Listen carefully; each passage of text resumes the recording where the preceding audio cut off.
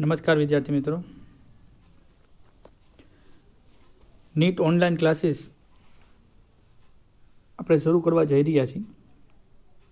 આવતી 26 જુલાઈ 2020ના રોજ નીટની એક્ઝામ લેવાની છે અને કોવિડ-19ની મહામારીના કારણે આપણે ઓનલાઈન ક્લાસીસ કર્યા વગર કોઈ વિકલ્પ છે નહીં. તો આપણે જ્યારે ઘરે બેઠા તૈયારી કરી રહ્યા હોય ત્યારે કેટલીક વસ્તુ સમજવાની જરૂર પડે, ડેલી વર્કની કેટલીક જરૂર પડે, કેટલાક ફોલોઅપની જરૂર પડે. અહીંયા વિદ્યાગુરુ નીટ એકેડેમી દ્વારા ટૂંક જ સમયમાં નીટ ઓનલાઈન ક્લાસીસ શરૂ કરવા જઈ રહ્યા છીએ, જેમાં અમે તમને ડેઇલી ટેસ્ટ, જે ટેસ્ટનું ડેઇલી ચેક થશે અને એનું પરિણામ પણ દરરોજ આપવામાં આવશે. દરરોજ જે ભણાવવામાં આવશે તેનું ડીપીપી આપવામાં આવશે. DPP means daily practice problem, કે જે તમારે સોલ્વ કરવાના રહેશે અને તેનું ડેઇલી લાઈવ કોન્ફરન્સ દ્વારા સોલ્યુશન કરવામાં આવશે. તમને અમે અહીંથી best and short material PDF દ્વારા પ્રોવાઈડ કરશું, જેની પ્રેક્ટિસ તમારે ઘરે બેઠા દરરોજ તમને આપેલા ટાર્ગેટ પ્રમાણે કરવાની રહેશે. અને એ બાબતનો ડાઉટ સોલ્વિંગ સેશન એક્સ્ટ્રા 2 કલાક લેવામાં આવશે. આપણી સાથે જોડાયેલા દરેક શિક્ષક આ બધી વસ્તુનું ડેઇલી તમારી પાસેથી ફોલોઅપ લેશે. તો આ પ્રકારનો અમારા પ્લાન સાથે અમે નીટ ઓનલાઈન ક્લાસીસ શરૂ કરવા જઈ રહ્યા છીએ, જેની ડિટેલમાં માહિતી તમે રજિસ્ટ્રેશન કરાવો ત્યારે જ તમને આપવામાં આવશે. ફી તો એ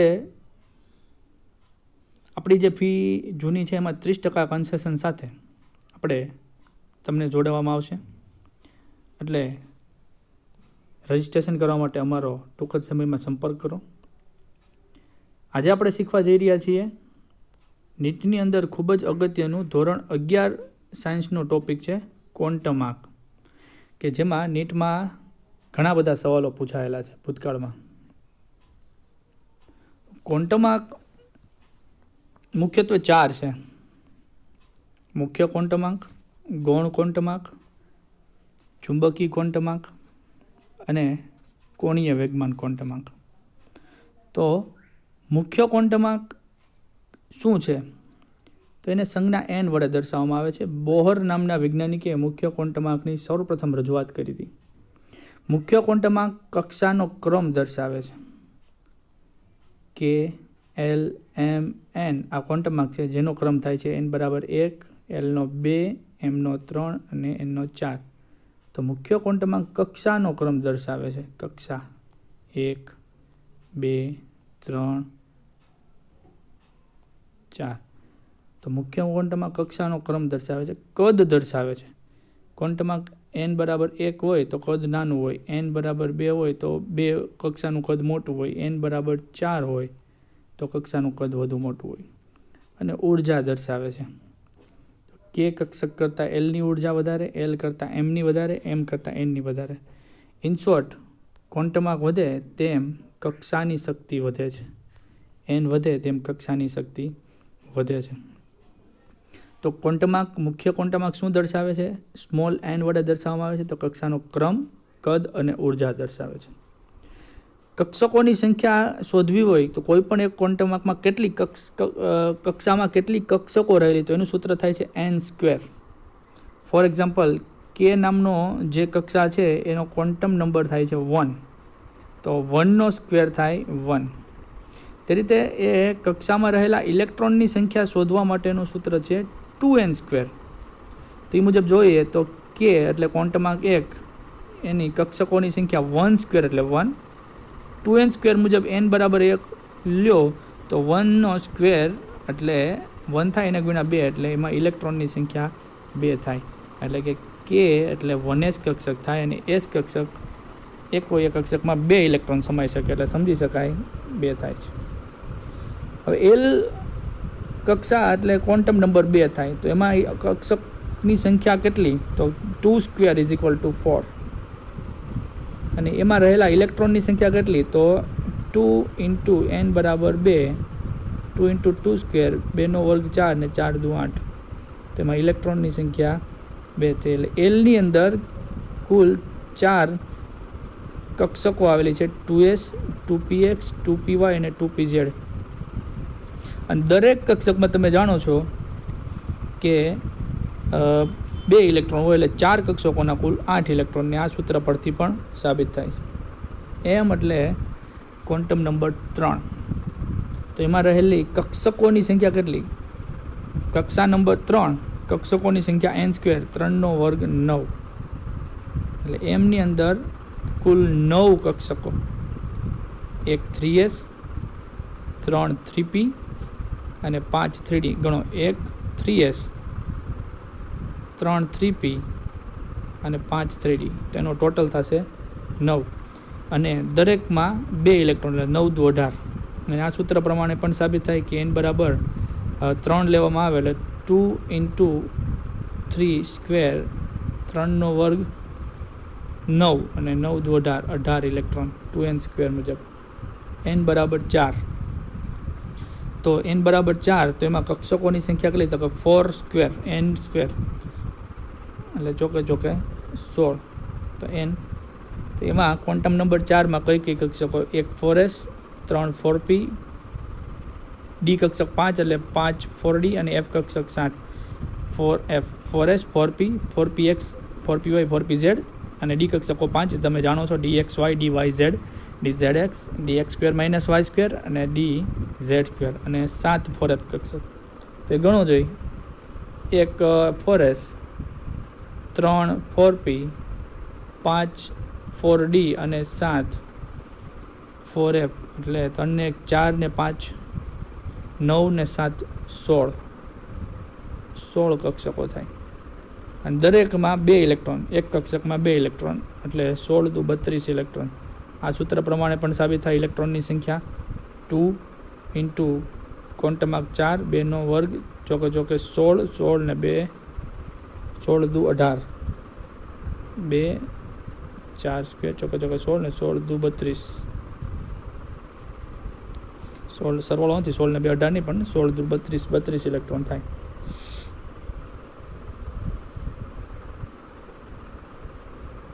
ત્યારબાદ બીજું આવે છે કોણીય વેગમાન ક્વોન્ટમાર્ક. કોણીય વેગમાન ક્વોન્ટમાર્કને ગૌણ ક્વોન્ટમાર્ક પણ કહેવામાં આવે છે અને એઝીમ્યુથલ ક્વોન્ટમાર્ક પણ કહેવામાં આવે છે. સમરફેલ્ડ નામના વૈજ્ઞાનિકે કોણીય વેગમાન ક્વોન્ટમાર્કની રજૂઆત કરી હતી. કારણ કે કોઈ પણ કક્ષામાં રહેલી કક્ષકમાં રહેલો ઇલેક્ટ્રોન કોણીય ગતિ કરતો હોય છે.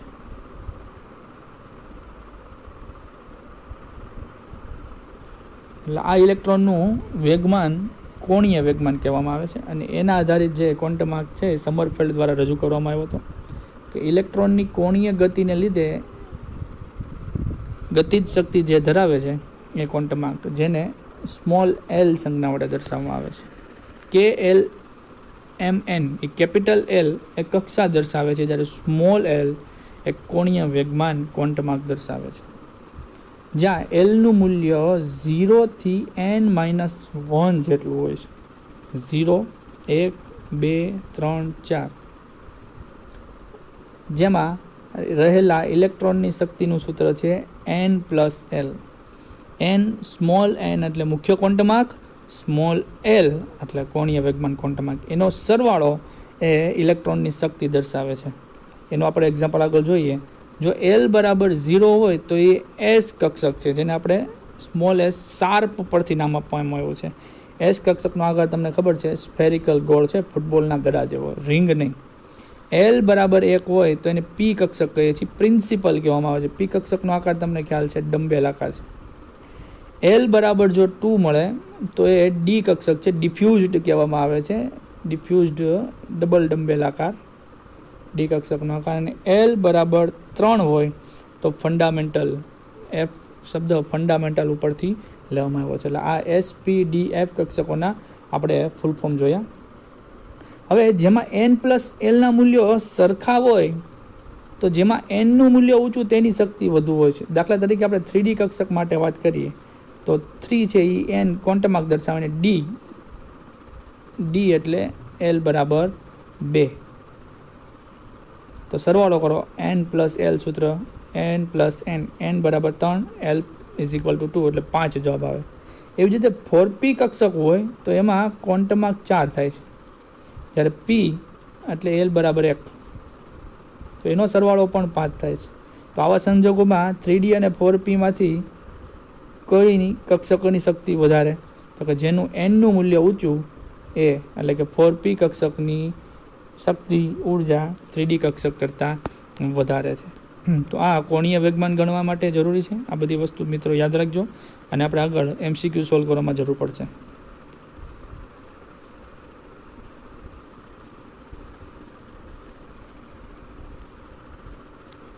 ત્યારબાદ આવે છે ચુંબકીય ક્વોન્ટમાર્ક. હવે કોઈ એક કક્ષામાં જે ઇલેક્ટ્રોન કોણીય વેગમાન ધરાવતો હોય તો કોઈ પણ વીજભારિત કણ જ્યારે ગતિ કરતો હોય ત્યારે વિદ્યુત ચુંબકીય ક્ષેત્ર ઉત્પન્ન કરતો હોય. અહીંયા ઇલેક્ટ્રોન પણ ચુંબકીય ક્ષેત્ર ધરાવતો હોય, એટલે કોણીય વેગમાન કરતો ઇલેક્ટ્રોન ચુંબકીય ક્ષેત્ર ધરાવે છે અને એને આપણે મેગ્નેટિક ક્વોન્ટમાર્ક કહેશું, સ્મોલ m વડે દર્શાવશું. KLM, કેપિટલ M એ કક્ષા દર્શાવે છે, જ્યારે સ્મોલ m એ ચુંબકીય ક્વોન્ટમાર્ક દર્શાવે છે. લિન્ડ નામના વૈજ્ઞાનિકે ચુંબકીય ક્વોન્ટમાર્ક આપ્યો હતો. દરેક વૈજ્ઞાનિકના નામ આપણે અહીંયા જોતા જઈએ છીએ. કયા વૈજ્ઞાનિકે કયા ક્વોન્ટમાર્કની રજૂઆત કરી હતી સર્વપ્રથમ એ વિશે આપણે પણ સમજતા જઈએ છીએ. તો એમનું મૂલ્ય કઈ રીતે મેળવી શકાય? તો એમનું મૂલ્ય મેળવવા માટે -l થી +l સુધીના એમના મૂલ્ય હોય છે, અથવા તો કક્ષકનું મૂલ્ય 2l+1 સૂત્ર પરથી ગણી શકાય. જોઈએ ફોર એક્ઝામ્પલ કે જો l બરાબર 1 હોય તો આપણે જાણીએ છીએ l બરાબર 0 એટલે s કક્ષક, l બરાબર 1 એટલે p કક્ષક. તો એમની વેલ્યુ કેટલી થાય? તો કે +1, -1 અને 0, કેમ કે માઇનસ થી +l સુધી કીધું છે. l બરાબર 1 એટલે -1, 0 અને +1 આમ પણ કહી શકાય. તો -1 px, py અને pz આ 3 કક્ષકો થઈ, અને એ 3 કક્ષકોમાં રહેલો ઇલેક્ટ્રોન જે કોણીય વેગમાન ધરાવે છે એનું જે ચુંબકીય ક્ષેત્ર છે એને એના ચુંબકીય ક્વોન્ટમાર્ક કહેવાય. જો l બરાબર 2 હોય તો આપણે જાણીએ છીએ d કક્ષક છે. તો d કક્ષકોની સંખ્યા કેટલી થાય? તો એમના મૂલ્ય પરથી -l થી +l એટલે કે -2, -1, 0, +1 ને +2, કેમ કે lની વેલ્યુ 2 છે એટલે -2 થી +2 આ રીતે. એટલે કે કક્ષકોનું ઓરિએન્ટેશન દર્શાવે છે, કઈ દિશામાં ઇલેક્ટ્રોનની ઘનતા છે. માનો કે dxy છે તો આને x અક્ષ કહીએ, આને y અક્ષ કહીએ, અથવા તો આને x અને આને y કહીએ. તો d કક્ષક જે ડંબેલ આકાર છે એ આ રીતે ગોઠવાયેલો છે. x અક્ષ ઉપર આને x કહીએ, આને y કહીએ. તો d કક્ષક x અને y અક્ષની વચ્ચેના ભાગે ગોઠવાયેલો છે. જો આપણે એને x અક્ષ કહીએ અને y અક્ષ કહીએ, તો જો d કક્ષકનું ઓરિએન્ટેશન x અક્ષ ઉપર ને y અક્ષ ઉપર હોય તો આ થઈ dx² - y². અને આપણે x અક્ષ કહીએ, આને z અક્ષ કહીએ, અને ડબલ ડમ્બેલ જો z અક્ષ ઉપર ગોઠવાયેલું હોય તો એનું ઓરિએન્ટેશન dz² કહેવામાં આવે છે. જો આને આપણે x કહીએ અને આને z કહીએ અને આનું ઓરિએન્ટેશન આ બંનેની વચ્ચેના ગાળામાં હોય તો આને dxz અથવા તો dzx કક્ષ કહીએ છીએ. આમ આ કક્ષકોનું ઓરિએન્ટેશન ઇલેક્ટ્રોનની ઘનતા દર્શાવે છે. એક વસ્તુ યાદ રાખજો મિત્રો, કક્ષકમાં મહત્તમ ઇલેક્ટ્રોનની સંખ્યા 2 હોય છે, અને આ 2 ઇલેક્ટ્રોન છે એ વિરુદ્ધ સ્પિન સાથે ગોઠવાયેલા હોય છે. જો l બરાબર 3 લેવામાં આવે, l બરાબર 3, તો એ f કક્ષક થાય. તમે જાણો છો f કક્ષકની સંખ્યા કેટલી? તો 2l+1 પરથી ગણો. 2 lની વેલ્યુ 3 +1 એટલે 3, 2, 6 ને 1, 7 f કક્ષકો થાય. તો 2l+1 પરથી તમે કક્ષકોની સંખ્યા ગણી શકો છો.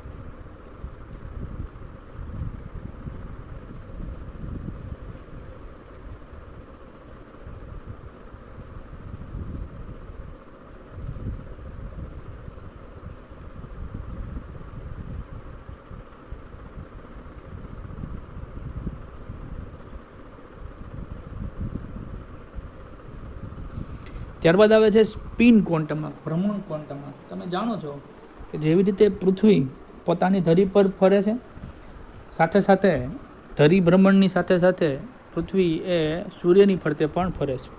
તેવી જ રીતે આ કેન્દ્ર છે અને કેન્દ્રની ફરતે રહેલી કક્ષા અને એમાં રહેલી કક્ષકમાં રહેલો ઇલેક્ટ્રોન, તો આ ઇલેક્ટ્રોન આ ભ્રમણ કરે છે એ એનું કક્ષકીય ભ્રમણ છે.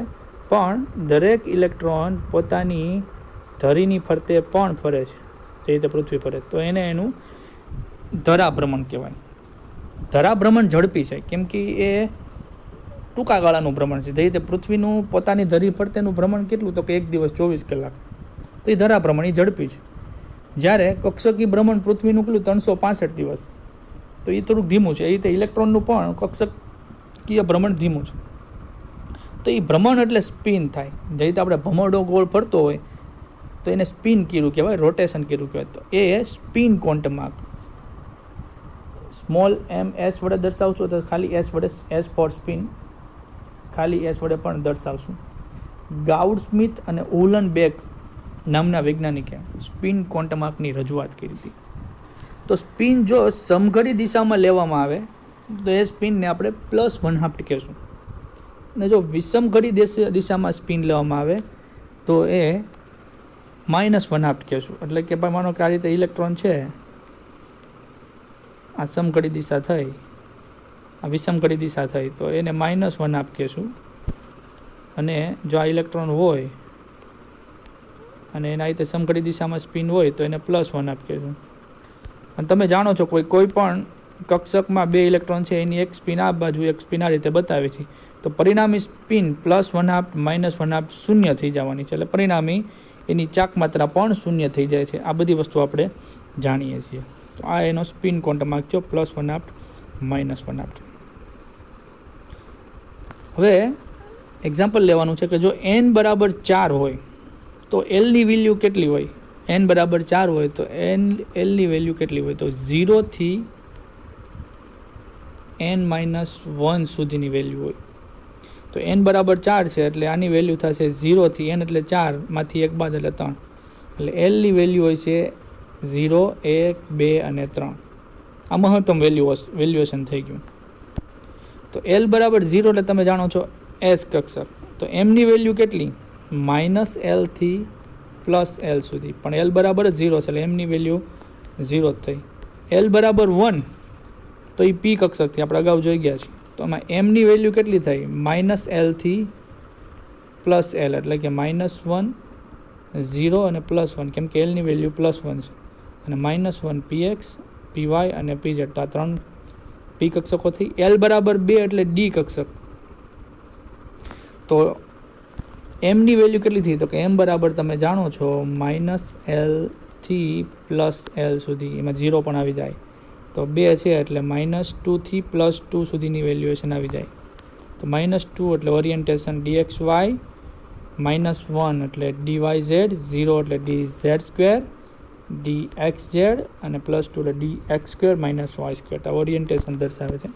f કક્ષક થઈ l બરાબર 3 એટલે, અને એનું વેલ્યુ -3 થી +3, ગણી લેજો 7 કક્ષકો થઈ. એના આકારો તો હજી અંડર ઓબ્ઝર્વેશન, સંશોધનમાં છે. તો હવે આ બધી વસ્તુ જાણતા હોય તો કેટલાક નીટમાં પૂછાયેલા સવાલો આપણે ડિસ્કસ કરી લઈએ, સમજી લઈએ. તો એક સવાલ એવો છે કે આપેલ ક્વોન્ટમાર્ક ધરાવતા ઇલેક્ટ્રોનને તેમની શક્તિના ચડતા ક્રમમાં ગોઠવો. શક્તિના ચડતા ક્રમમાં ગોઠવવા માટે આપણે અગાઉ જોઈ ગયા હતા કે n+l નો નિયમ લાગુ પડવાનો છે. n અને l ની વેલ્યુનો સરવાળો જેમાં વધારે એની શક્તિ વધારે. તો અહીંયા રેડ પેનથી છે એ ઓપ્શન છે. ઓપ્શન્સ ABCD આ રીતે આપ્યા છે, જેમાં n બરાબર 4 અને l બરાબર 1. જો n બરાબર 4 હોય તો ક્વોન્ટમાર્ક 4 થયો, અને l બરાબર 0 એટલે s, l બરાબર 1 એટલે p. તો આ 4p કક્ષક થઈ. બીમાં n બરાબર 4, l બરાબર 0 એટલે 4s, n બરાબર 3, l બરાબર 2, l બરાબર 0 એટલે s, l બરાબર 1 એટલે p, l બરાબર 2 એટલે d અને l બરાબર 3 એટલે f. તો અહીંયા 3d કક્ષક થાય. અને n બરાબર 3 અને l બરાબર 1, એટલે મુખ્ય ક્વોન્ટમાર્ક 3 છે, ગૌણ ક્વોન્ટમાર્ક 1 છે. તો 1 એટલે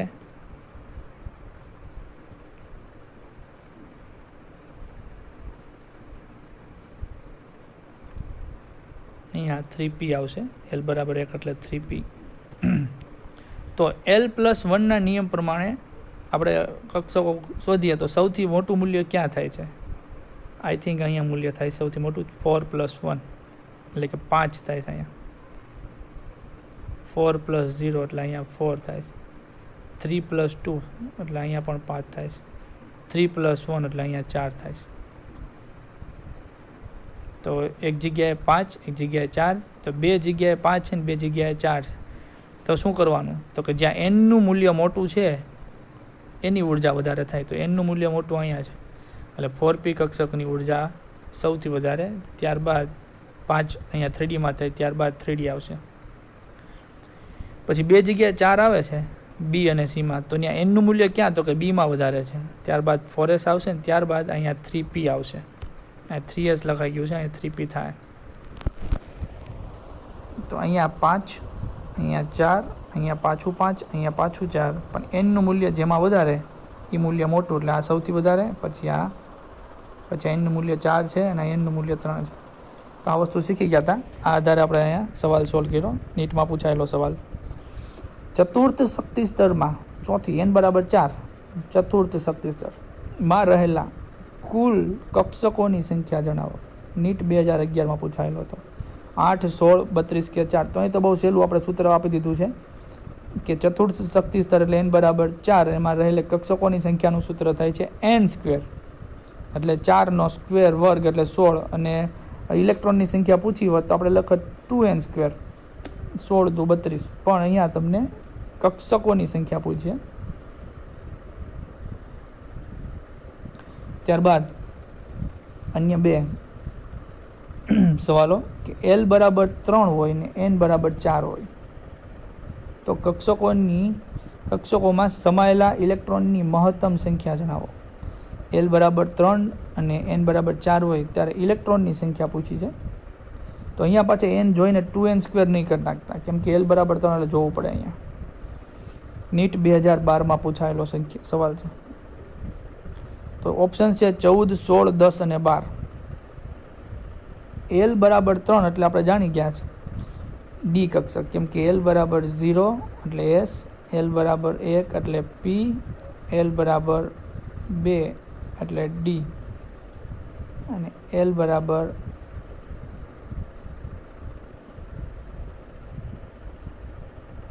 એટલે F કક્ષક થશે. D ની પણ F કક્ષક થાય. n બરાબર 4 એટલે આ કક્ષક થઈ 4F, નહીં કે 4D. અથવા તો આપણે L ની વેલ્યુ અહીંયા 2 કરીએ, 2 રાખીએ. L ની વેલ્યુ 2 એટલે D કક્ષક થઈ, એટલે આ 4D કક્ષક થઈ. તો કક્ષકની સંખ્યા શોધવા માટેનું સૂત્ર હતું 2L+1. તો એ મુજબ 2 દુ 4 +1 એટલે 5 કક્ષકો થાય. અને 5 કક્ષકો થાય તો દરેકમાં 2 ઇલેક્ટ્રોન, તો 10 ઇલેક્ટ્રોન થાય. જો L બરાબર 2 રાખવામાં આવે તો જવાબ આવશે 10, અને L બરાબર 3 જ રાખવામાં આવે તો અહીંયા F કક્ષક થશે, એટલે આ 4F કક્ષક થાય. 2L+1 પરથી અહીંયા ગણતરી કરેલી છે. L બરાબર 3 એટલે 3 દુ 6 વત્તા 1 એટલે 7 કક્ષકો. 7 કક્ષક એટલે દરેકમાં 2 ઇલેક્ટ્રોન, 7 દુ 14 ઇલેક્ટ્રોન. એટલે મારે અહીંયા ક્યાંક લખવામાં મિસ્ટેક થઈ ગઈ છે, પણ આપણે 2 રીતના સવાલ જોઈ શક્યા, અને 2 રીતના ઓપ્શન્સમાં જવાબ છે જ. 14 પણ છે અને L બરાબર 2 રાખો તો 10 પણ છે. એટલે અહીંયા કોઈ પણ રીતે જવાબ આપણને તો મળે છે, પણ મારે લખવામાં ક્યાંક આંકડાકી ભૂલ થઈ ગઈ છે. ત્યારબાદ સવાલ નીચેના ક્વોન્ટમ પરથી સંકળાયેલા મહત્તમ ઇલેક્ટ્રોનની સંખ્યા દર્શાવો. નીટ 2003માં પૂછાયેલો સવાલ છે. ક્વોન્ટમ આંકનું મૂલ્ય આ રીતે આપ્યું છે: n બરાબર 3, L બરાબર 1 અને m બરાબર -1. ઓપ્શન્સ આપ્યા છે 10, 6, 4 અને 2. તો n બરાબર 3 એટલે ક્વોન્ટમ આંક 3 તો મળી ગયો. L બરાબર 1 એટલે L બરાબર 0 એટલે S, L બરાબર 1 એટલે P, તો આપણે P કક્ષક થઈ. અને m બરાબર -1 એટલે PX, 0 એટલે PY અને +1 એટલે PZ. તો તમારી પાસે કક્ષક છે ક્વોન્ટમ આંક 3, L બરાબર 1 એટલે P અને PX કક્ષક છે. તો કોઈ પણ એક કક્ષકમાં મહત્તમ 2 જ ઇલેક્ટ્રોન સમાઈ શકે, એટલે 2. n બરાબર 3 ભાળીને 2n² કરીને જવાબ આપવાનો નથી. બાજુમાં l અને m ના મૂલ્યો પણ આપેલા છે. એમનું મૂલ્ય ન હોય તો પણ જવાબ મળે ખરું. તો આ રીતે ખૂબ જ આ તો 4-5 સવાલ પૂછ્યા, પણ ઘણા બધા સવાલો પૂછાયેલા છે જેની ડીપીપી એટલે કે ડેઇલી પ્રોબ્લેમ પ્રેક્ટિસ પ્રોબ્લેમ ડીપીપીને પણ અહીંયા ડિસ્ક્રિપ્શન બોક્સમાં આપશું. આ મટીરિયલ પણ ડિસ્ક્રિપ્શન બોક્સમાં છું, તમે મેળવી લેજો. અને આ રીતે ઓનલાઈન ક્લાસમાં વર્ગો દ્વારા કે જેમાં અમે સ્ક્રીન દ્વારા અથવા તો બોર્ડમાં દ્વારા તમને દરેક વસ્તુનું સમજ ઊંડાણપૂર્વક આપશું, જેની તમે રિવિઝન પ્રેક્ટિસ પણ કરી શકશો અને સરસ મજાની તૈયારી કરી શકશો. કારણ કે આ આવેલી આફતને અવસર નહીં બનાવો તો કોઈ દિવસ સફળતા મળવાની નથી. કહેવત છે કે કોઈ ભી સંઘર્ષ મનુષ્ય કે સાહસ સે બડા નહીં, હારા વહી જો લડા નહીં.